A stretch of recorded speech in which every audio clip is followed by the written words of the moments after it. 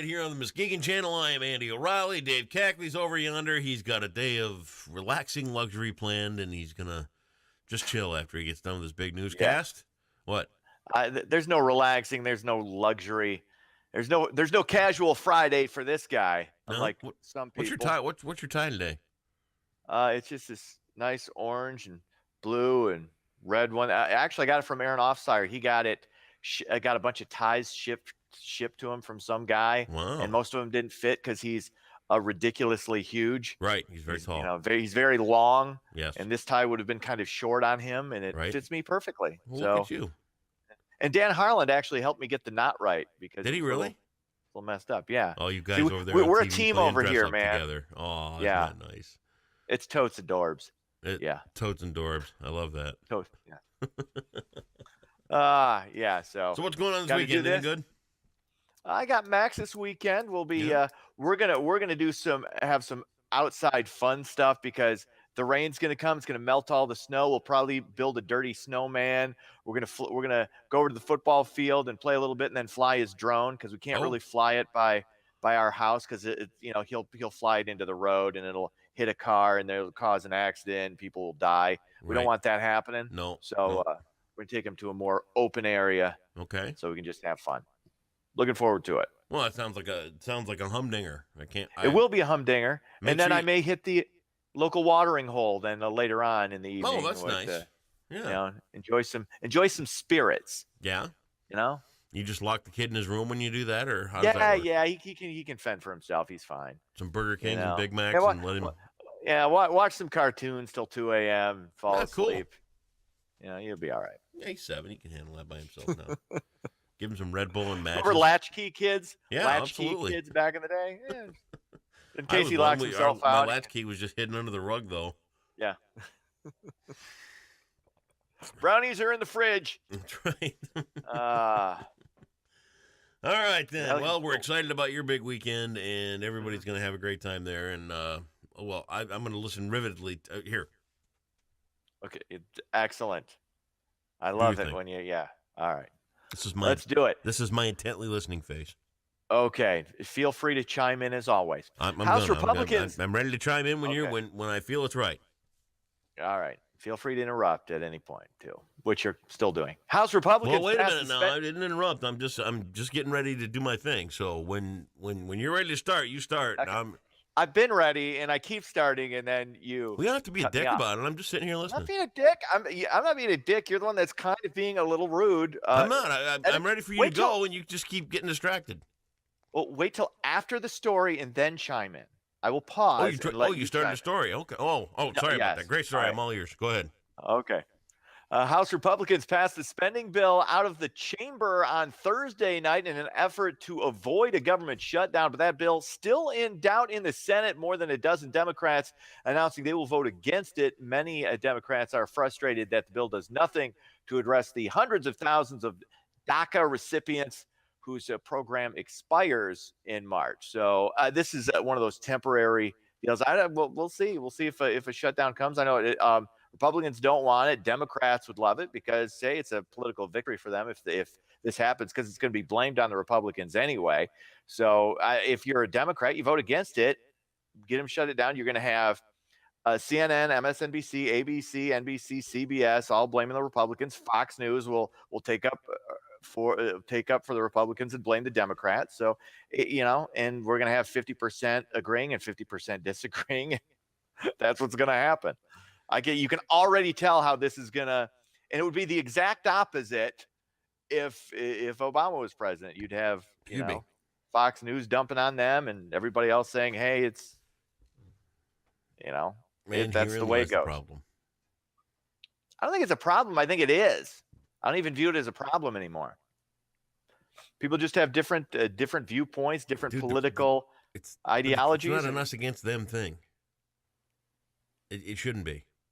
It shouldn't. I would agree with that. It shouldn't be, but it is. Well, it isn't us against them, and I just sit back and watch and laugh at it. Yeah, it should be those people working for the rest of the country, because that's what they were hired to do. Not pick political fights over ideology between Democrats and Republicans. Get to work for the American people, period. That's well said. It's been said numerous times before by the same people. Well, I'm saying it again. Who are exercising the very opposite.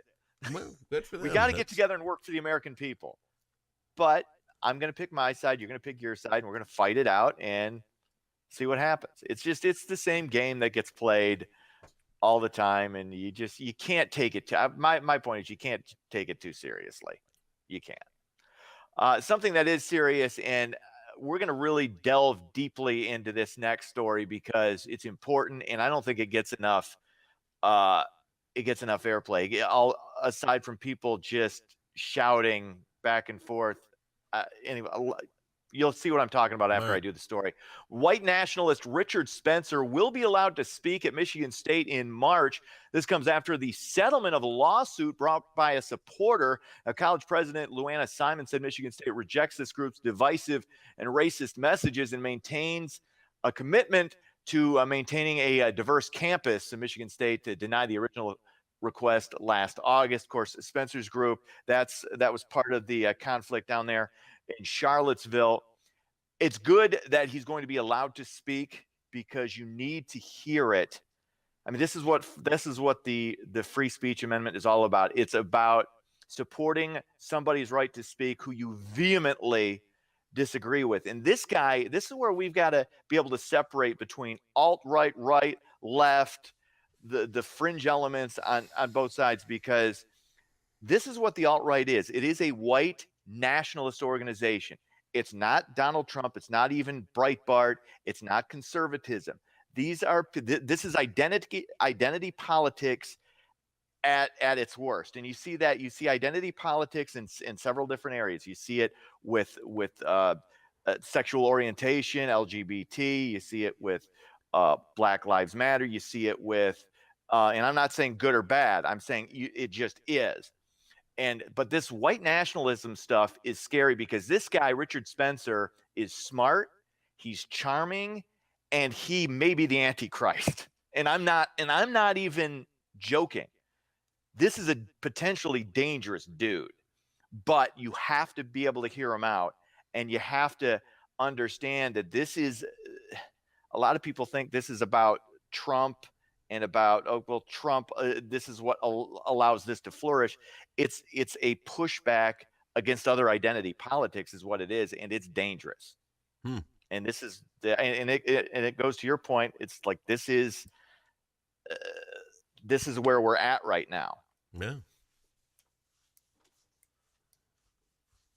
It's what are you looking at me for? I thought you might want. I mean, I blathered on there for a bit, and there you have it. I didn't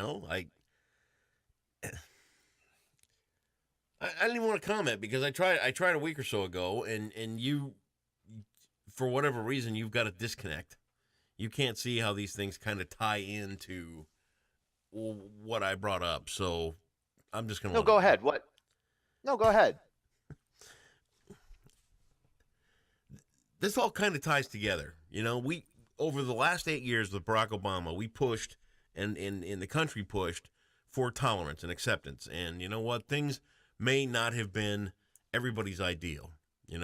If somebody is a transgender and they identify as they were once a man, but they identify as a woman, and or vice versa or whatever, they got pushed into a corner, and they're getting pushed back into that corner. You know what I mean?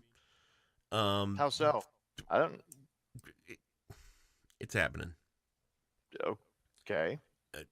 This guy comes along. He's this big thing. He's this big in these groups, these alt-rights or whoever you want to pick, the KKK or whatever, white nationalists, whatever you want to pick. They're all emboldened now because they've got this Trump guy in the White House, and they really are. And if you don't have the exposure I do when I try to bring up the social media element of things. I've seen social media. I've seen all elements. But you don't see the extent that I do. Would you agree with that?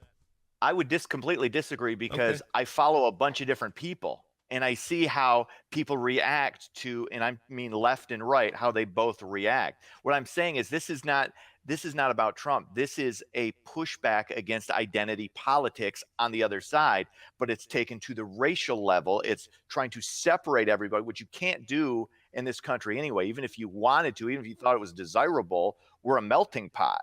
So we got to be able to get along. And what this guy's espousing is something that's not realistic and bad, but it's got nothing to do with Trump, even though this guy is a Trump supporter. It's separate from that. I'm saying it's pushback against identity politics, whether you're talking, regardless of what group you say you belong to, it's pushback against that. And it's dangerous. Okay. But it's not, I mean, like I said, it goes beyond Twitter and beyond Facebook. It's, this guy is this guy is scary. Okay. It's scary. And it's something we need to be aware of and be able to separate Trump. That's why I said you've got to separate normal people who voted for Donald Trump and regular working class people who voted for him and Obama supporters who voted for him, and separate that from white nationalists and the alt-right, which is what that is. It's not the same thing. You said whether you're talking about. But do you see how these extreme groups have been emboldened by Donald Trump and some of his moves to remove people from the United States, to take away, some of the stuff that Obama enacted, like, some of the freedom for transgenders and gays and all this. He didn't enact any of that. Obama didn't enact. I mean, Trump himself said he didn't care about what bathroom a transgender person went into. That's separate from that. I know what you're saying. I get what you're trying to say, but what I'm saying is that's what I'm saying.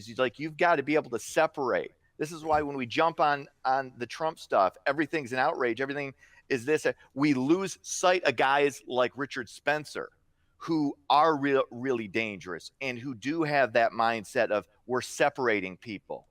And this group is superior to that group. That's real.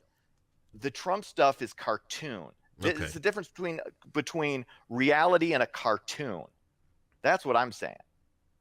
Do your next story. All right. Finally, Muskegon Lumberjacks winners. Now we get to really downshift. Nice. Thank you. We go light, make things a little lighter. Muskegon Lumberjacks, winners of 11 of their last 14, including a sweep of Green Bay last week, hit the road tonight and tomorrow. The Jacks head to Chicago to face the Steel tonight at 8:05. Saturday, they face off against the Waterloo Blackhawks. Face-off time is once again 8:05. I wouldn't say this was an unbelievable. It was a bit of a surprising upset in college hoops. Michigan goes into Nebraska after beating Michigan State and beating Maryland. They get clubbed by 20 on the road, 72-52. They drop to 16-5. Sparty takes on the Hoosiers tonight. It's conference championship weekend in the NFL. New England plays Jacksonville. It's Minnesota against Philly for the right to go to Super Bowl 52. It's going to be Jacksonville against Minnesota. Jacksonville pulls the upset. There you go. All right, Dave Cackley, have a great weekend, and we will see you Monday. Later.